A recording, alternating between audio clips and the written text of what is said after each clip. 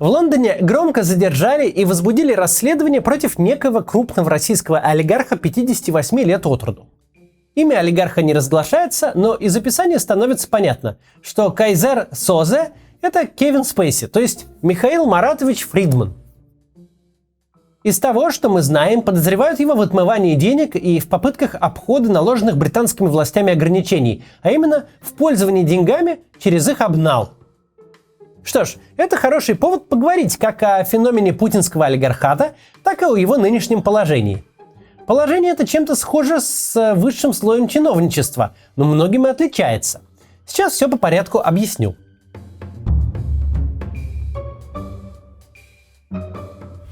Мы уже много раз объясняли, что в таких режимах, как наш, коррупция – это не только способ личного обогащения. Коррупция – важнейший системный инструмент управления. Вроде бы все очевидно. Каждый житель верхних этажей российской власти прекрасно понимает, что ни при каком другом режиме он не сможет жить так, как при нынешнем. Он смотрит, например, на бывшего главу Федеральной резервной системы США Бена Бернанке. На то, как тот просит у банка реструктурировать ипотеку на дом, общий метраж которого меньше приличной рублевской сауны. Смотрит и понимает, что жизненно заинтересован в том, чтобы нынешний политический режим России и его глава существовали плюс-минус вечно. Это общеизвестный пряник коррупции. Но она бы не работала без кнута.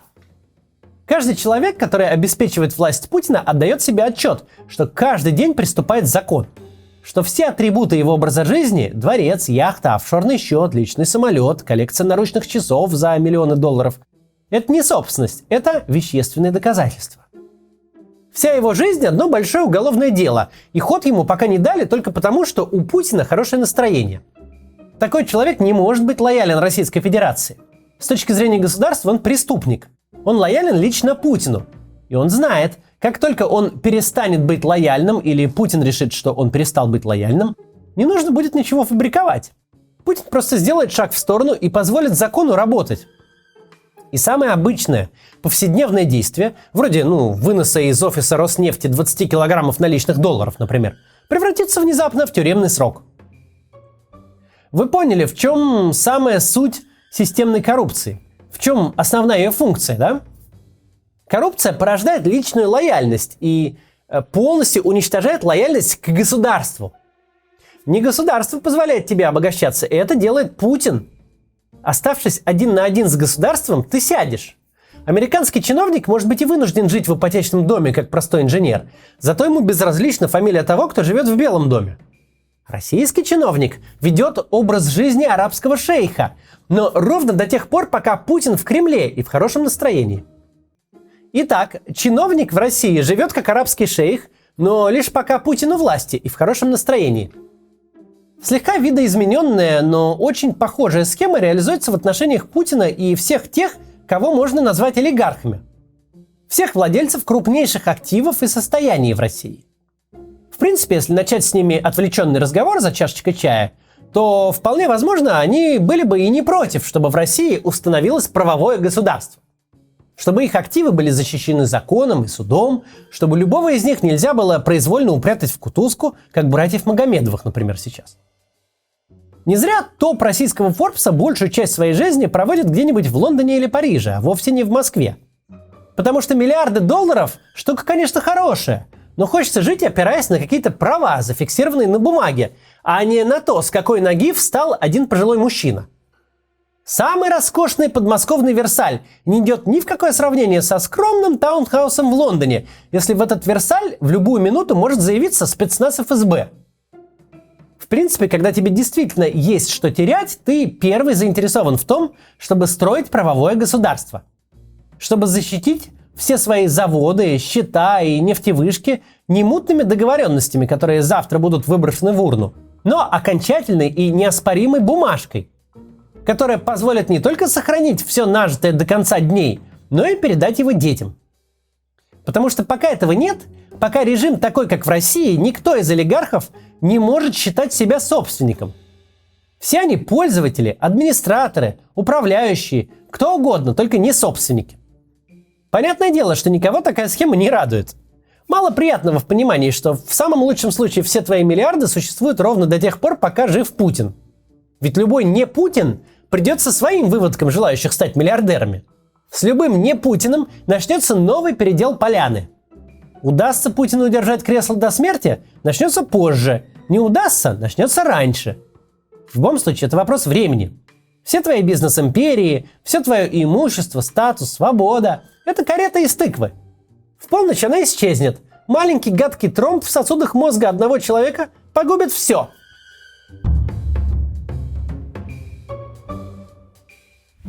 Самые позитивные правовые реформы всегда происходили из желания очень влиятельных людей сохранить свою собственность и положение. Из стремления построить для себя стабильный фундамент, не зависящий ни от чьих настроений, дружбы и конфликтов, жизни или смерти. Потому что так устроено право, и его невозможно распространить только на элиту. Если права собственности и личности защищены, то не только для элиты, а для всех. Но беда российских олигархов в происхождении их активов. Каждый из них представляет ту прекрасную Россию будущего, где есть независимый суд, где работают законы, а не понятия, наверняка слышит в голове судейскую речь такого примерно содержания. Обождите, господин Усманов, Потанин, Дерипаска, без разницы. Правильно ли я понимаю вашу историю? Вот есть общество с ограниченной ответственностью Копатыч и Крош. С уставным капиталом в 10 тысяч рублей, зарегистрированным в Пензенской области на гражданку Панфилову 1927 года рождения. Спустя сутки от даты своей государственной регистрации это общество вдруг получает кредит в $1 миллион от Газпромбанка. На следующий же день уже сам Газпром одолжил у Копатыча и Кроша этот самый $1 миллион. Но в залог оставил всю свою газотранспортную систему. Еще через неделю акционерное общество «Бараш и Савунья» выкупило права требования по долгу у Копатыча и Кроша за $1. После чего «Газпром» вдруг отказался исполнять свои обязательства и передал газотранспортную систему, залоговое имущество, кредиторам. Тем временем ООО «Копатыч и Крош» было ликвидировано в связи со смертью единственного учредителя, гражданки Панфиловой, помните? Так правильно ли я понимаю, спросит честный судья в честном суде, что в течение 1 месяца вышло так. Акционерное общество «Бараш и Савунья», принадлежащее вашему кипрскому офшору, получило всю газотранспортную систему «Газпрома», а «Газпромбанк» в ответ на свой кредит получил свидетельство о смерти гражданки Панфиловой. То есть «Газпром» фактически продал имущество на миллиарды долларов за свой же собственный миллион. Причем весь этот каскад сделок для отчуждения активов в свою пользу вы же лично и подписывали, сидя в руководстве «Газпрома». Это карикатурный пример. Обычно все, конечно, сложнее. Но представление о том, как происходит перераспределение собственности в путинской России, он дает. Что еще найдет прокуратура, если в России установится правовой режим? Когда начнет проверять, каким образом активы на миллиарды и десятки миллиардов оказались в руках тех, в чьих руках оказались. Она найдет сделки, которые не будут признаны ни в одном нормальном суде. Она найдет смехотворное перекладывание бумажек в рамках одного кабинета, где люди переписывали государственную собственность на самих себя сами. А государство им разве что не доплачивало за отчуждение собственных активов. И это не баг, это фича системы. Только Путин, и только до тех пор, пока он в кресле, обеспечивает этим людям владение собственностью. С точки зрения России, как государства, России без Путина, это не частная собственность, это одновременно улики и состав преступления.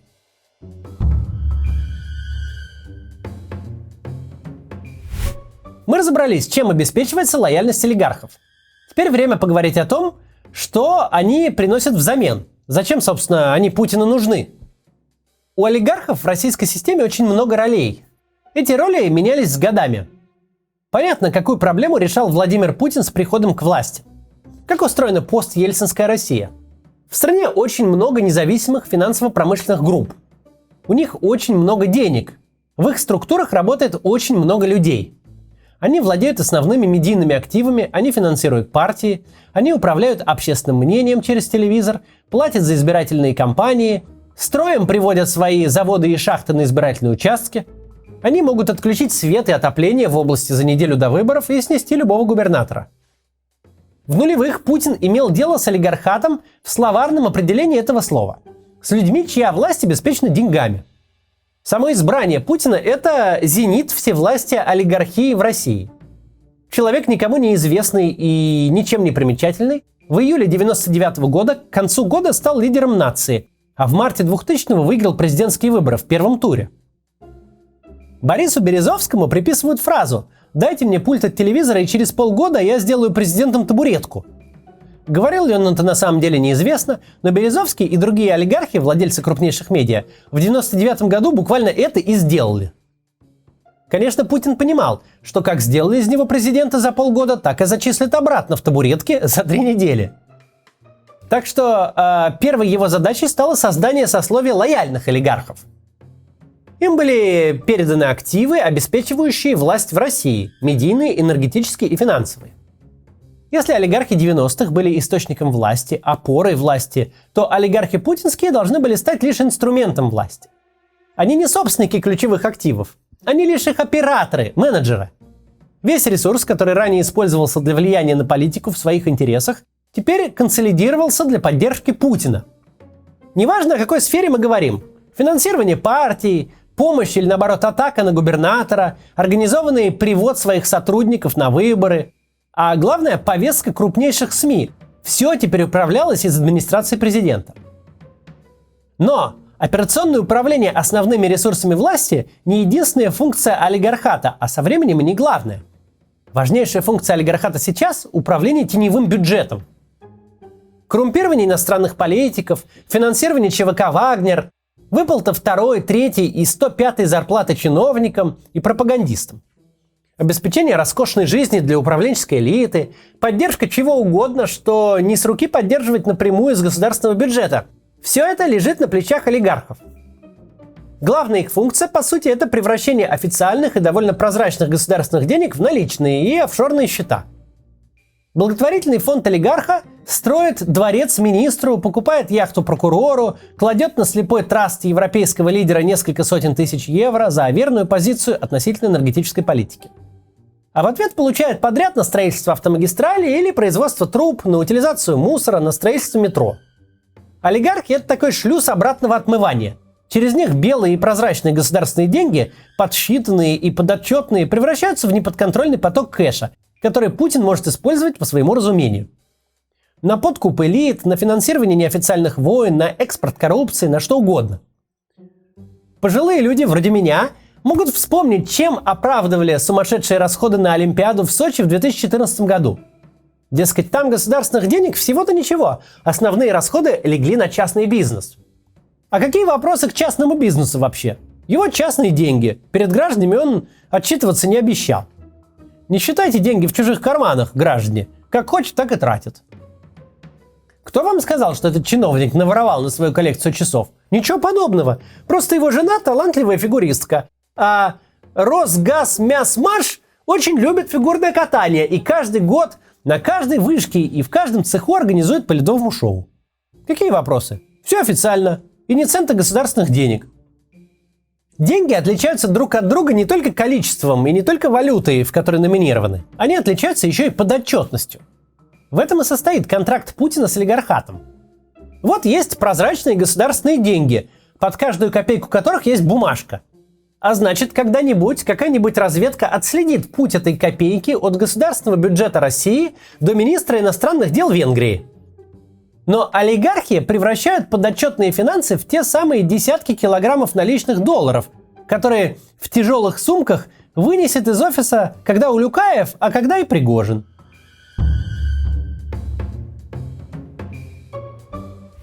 Сейчас, когда правительства развитых стран оценили, какого монстра они породили, поощряя поток серых денег из России, который очень быстро начал оседать на счетах политиков и чиновников, в фондах политических партий, очень быстро стал оказывать влияние уже на внутреннюю их политику. Когда поняли, в чем опасность превращения своих стран в тихие гавани для российских олигархов, в разрешении им изолировать себя от последствий своих действий, в системе, которая позволяет людям обогащаться на сломанных институтах России, но самим пользоваться институтами Запада. Когда счет оказался на табло, а результаты налицо, когда вновь оказалось, что безнаказанность ведет к катастрофе, что нельзя разрешать политической элите изолировать свои поступки и их последствия, иначе с последствиями придется иметь дело всем.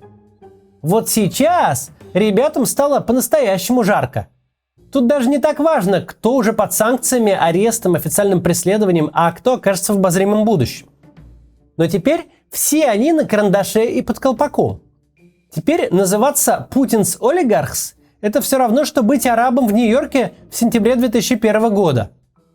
Теперь они говорят: да что ж вы к нам пристали? Мы просто бизнесмены. Просто торгуем клубнику, выращиваем собственными руками. Как мы могли, говорят, повлиять на войну? За что нас хватают, забирают деньги и собственность, мучают и обижают. Читаешь интервью Фридмана или Авена, просто слеза наворачивается. Не-не-не, друзья, так не работает. Вы важнейшая часть системы. Вы ее строили вместе с Путиным. Вас все устраивало. Вам не нужны были действующие институты, политическая конкуренция, защита прав собственности в России. У вас все это было на Западе, а в России это помешало вам бы обогащаться. Сейчас для вас всех, конечно, настали темные времена. Жаловаться вам не на кого, вы сами кузнецы своего счастья. В очередной раз в истории человечества выяснилось, что нельзя себя изолировать от последствий собственных поступков. Нельзя зарабатывать на бесправии и произволе, а жить с правами и гарантиями. Для вас все это, конечно, не пройдет бесследно. Вы много потеряете. С другой стороны, многое у вас и останется. В новой России, особенно если поспособствуете падению старого режима, вы будете важнейшими политическими акторами, просто как операторы все еще огромных активов. На этот случай помните, вам придется импортировать в Россию институты права. Право для всех. Не получилось уже один раз экспортировать себя к институтам. И не получится вновь. Их надо организовывать у себя, у нас в стране, и способствовать их распространению на всех. Тогда всем будет жить лучше. И да, правовое государство отберет у вас неправедно нажитое. Будет какой-то тип компенсационного налога или еще что-то такое. Ну, конечно, существенную часть активов у вас отберут. Но у вас все еще останутся активы. Больше, чем 1000 человек способны потратить за 1000 жизней. И все эти активы уже будут защищены законом. Эти активы будут уже легитимной собственностью. Собственностью, которая не будет зависеть от настроений стареющего диктатора. Собственностью, которую вы сможете оставить потомкам. Лучше иметь миллиард, но свой, настоящий, чем 20 миллиардов, которые испарятся чуть раньше или чуть позже. Которые не переживут даже вас, не говоря о том, чтобы кому-то достаться в наследство. Надеюсь, 2022 год дал вам это понять. Постарайтесь не забывать об этом, когда появится шанс поучаствовать в строительстве новой страны. Ведь в той стране, где у наших детей будет будущее, ваши унаследуют ваши миллиарды. Неплохая ведь сделка. До завтра.